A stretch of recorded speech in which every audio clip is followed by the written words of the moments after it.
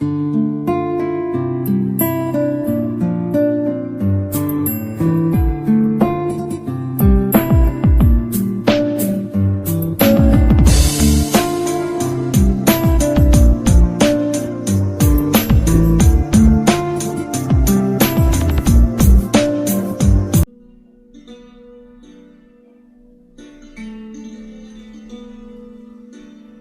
students, I am Dr. Umesh Bansod from the Department of English, J.M. Patel College, Bhandara, Maharashtra.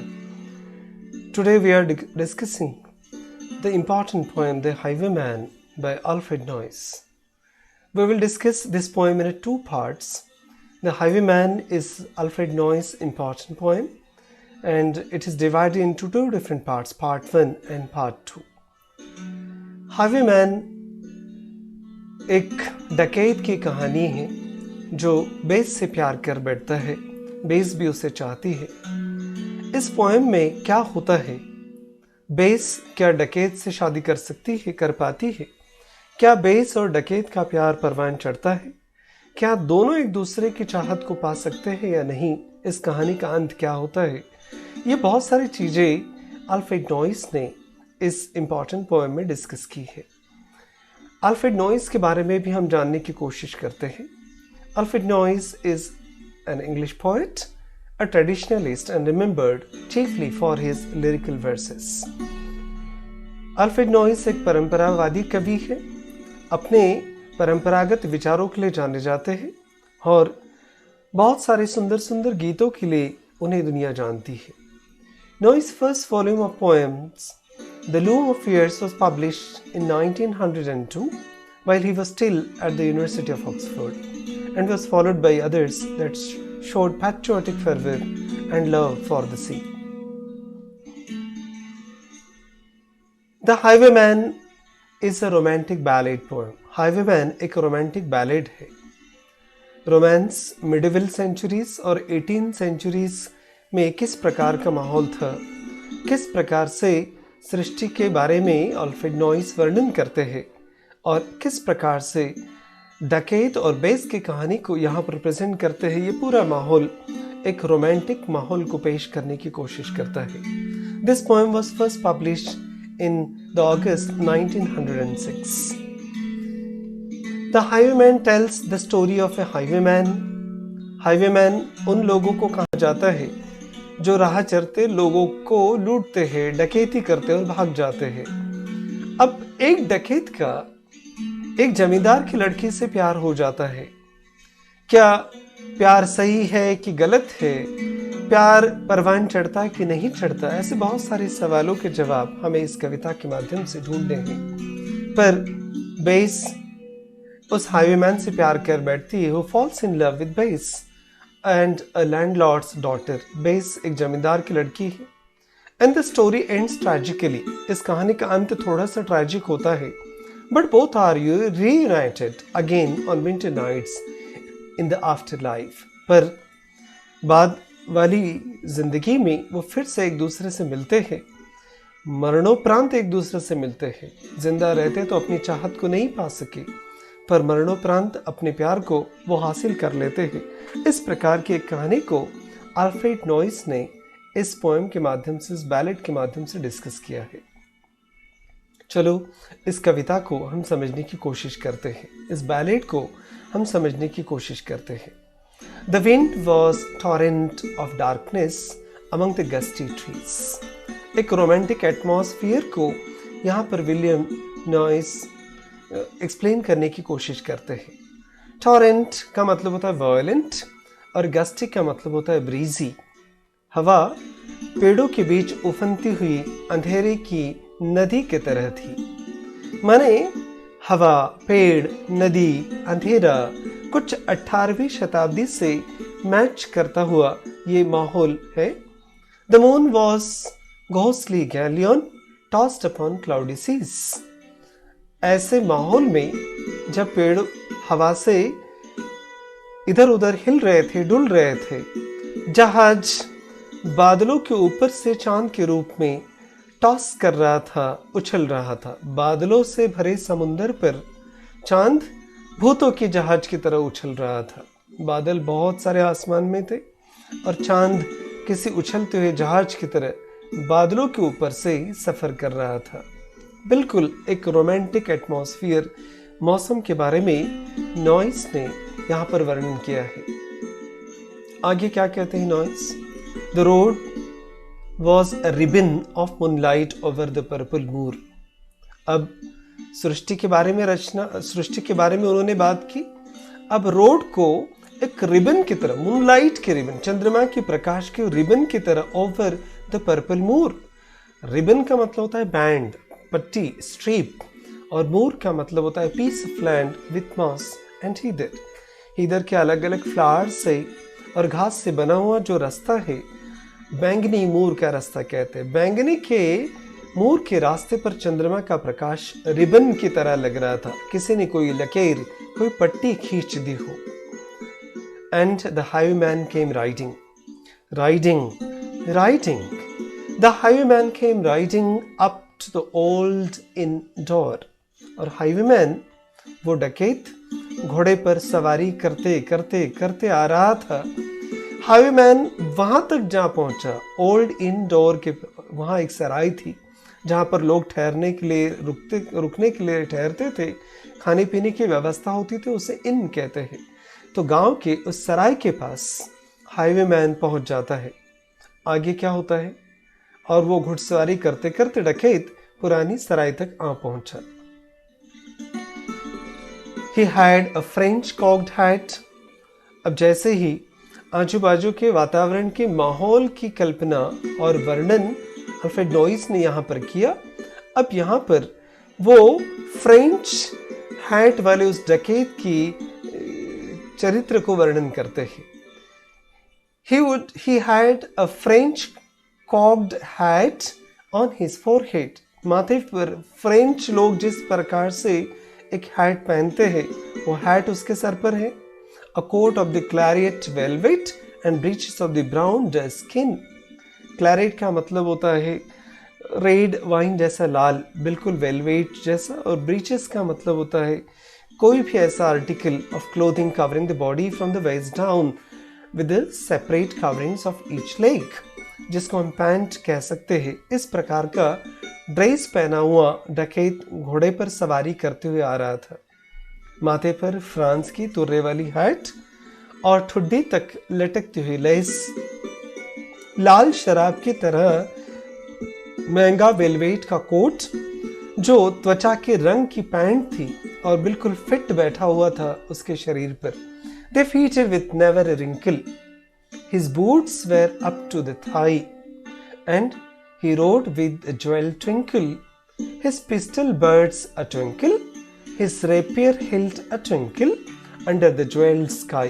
Wrinkle का मतलब होता है fold, twinkle का मतलब होता है चमकना, ग्लो करना, और रेपियर दोनों तरह से जिस तलवार को धार होती है उसको रेपियर कहते हैं।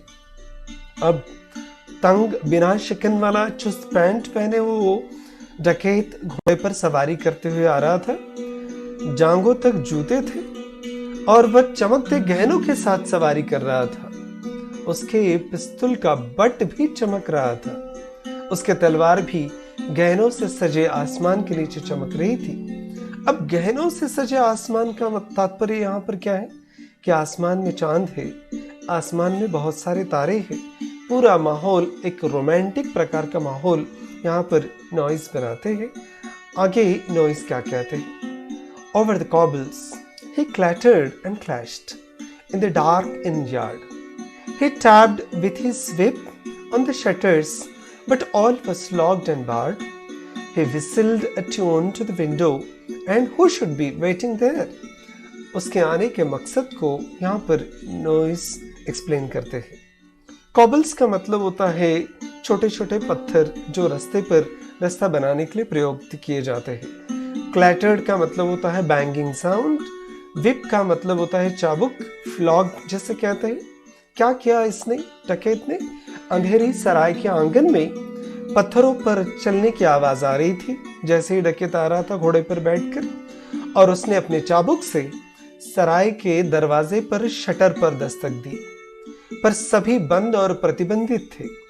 कोई भी दुकान वहां पर शुरू नहीं थी, सराय भी बंद थी।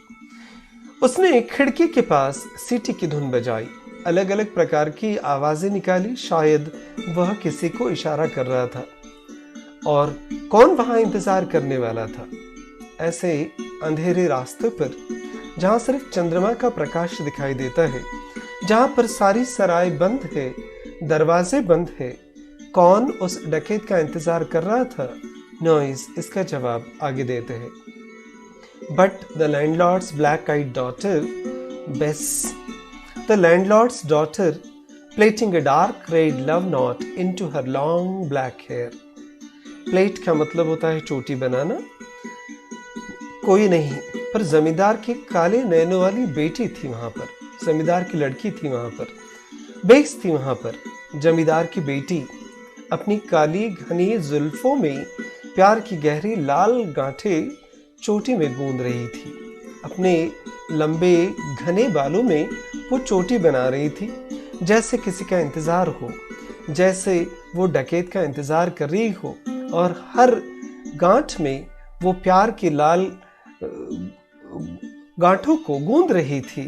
इस प्रकार से लैंडलॉर्ड की जमींदार की बेटी भी डकैत से प्यार करती थी। इसका वर्णन अल्फ्रेड नोइस यहाँ पर करते हैं। And dark in the dark, old in yard, a stable wicket creaked, where Tim the ostler listened.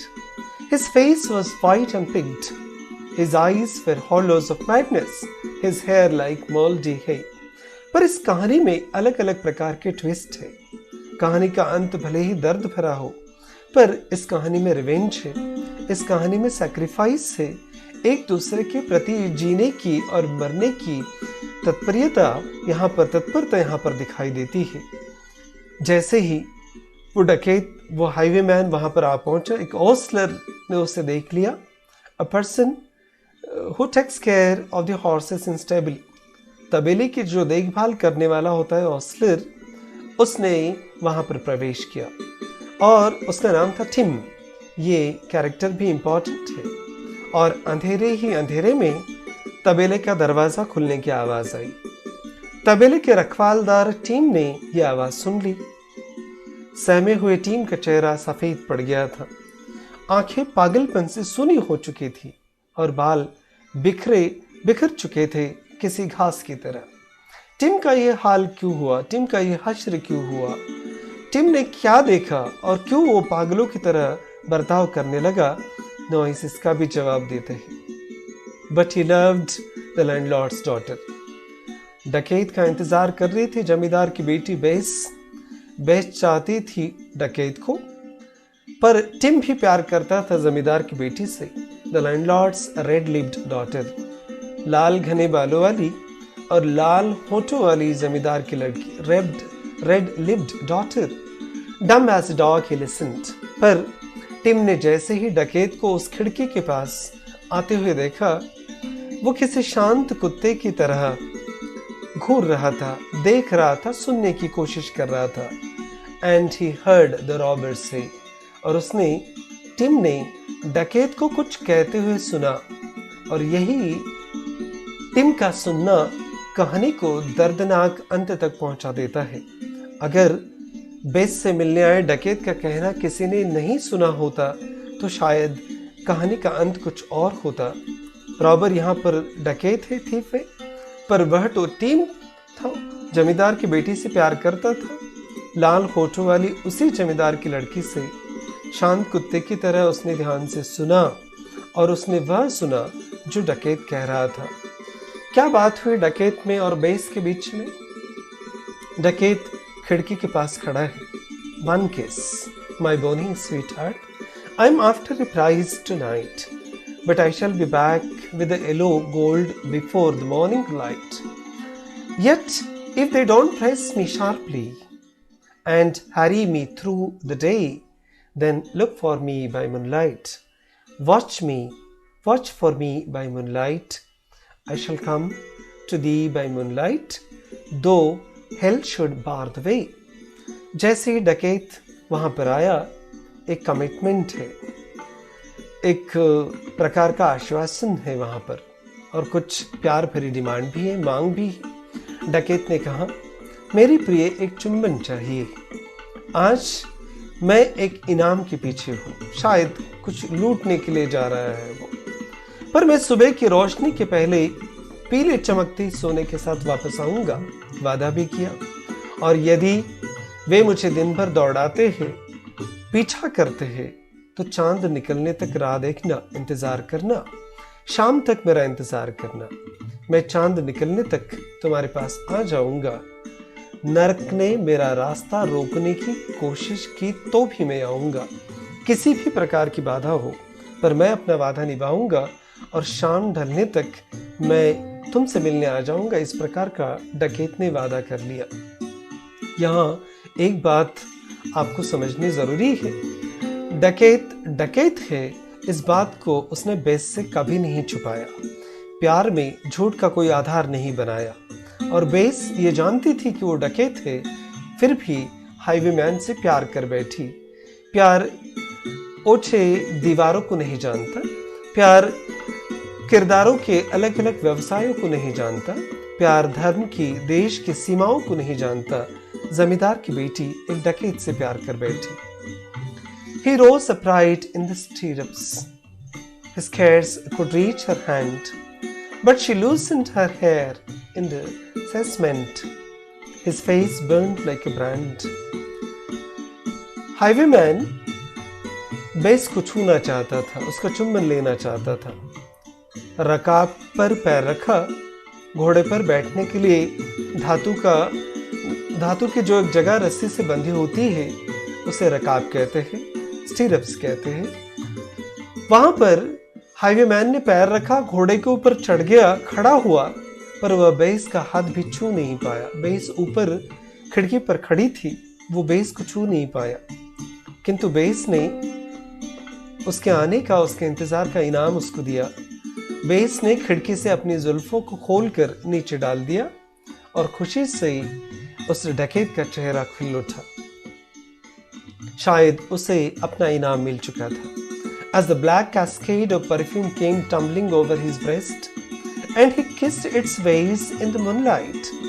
Oh, sweet black waves in the moonlight. Then he tugged at his rein in the moonlight and galloped away to the west. डकैत उस खिड़की के पास घोड़े के ऊपर खड़ा तो हुआ, पर छू नहीं पाया बेस को। पर बेस ने जैसे ही अपनी जुल्फों को खिड़की से नीचे छोड़ दिया, उसे ऐसा लगा जैसे सुगंधित किसी काले झरने ने सीने को लहराते हुए छू लिया हो, और उसने चंद्रमा की रोशनी में जुल्फों की लहरों को चूम लिया, और घोड़े को इशारा किया, और पश्चिम की ओर तेज गति से उड़ गया। यहाँ तक की कहानी हमें समझ में आई। इसके बाद वाले सेकंड पार्ट को हम अगले लेक्चर में डिस्कस करेंगे। क्या हाईवेमैन अपना वादा निभा पाता है? क्या हाईवेमैन वापस आता है? क्या बेस उससे मिल पाती है? क्या टीम कोई दगाबाजी करता है? दोनों की जान सही सलामत रहेगी या नहीं, इसको जानने के लिए आपको पार्ट 2 को देखना पड़ेगा, सुनना पड़ेगा। आज के लिए इतना ही। Thank you very much.